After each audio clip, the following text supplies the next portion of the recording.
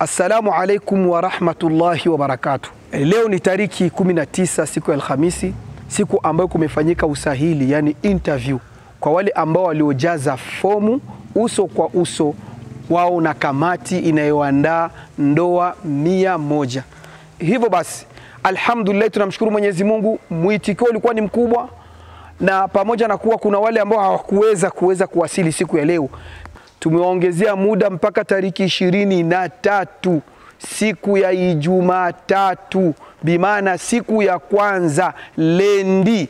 Wale wote ambao hawakuweza kufika katika usahili wa leo, interview ya siku ya leo hapa katika ofisi kuu ya Komibu, hivyo wanaombwa siku ya Ijumatatu, bimaana siku ya kwanza lendi, kufika saa 2 tutakuwepo hapa kwa minajili ya interview kwa yule yoyote ambaye hakuweza kufanya interview siku hii ya leo ya Alhamisi.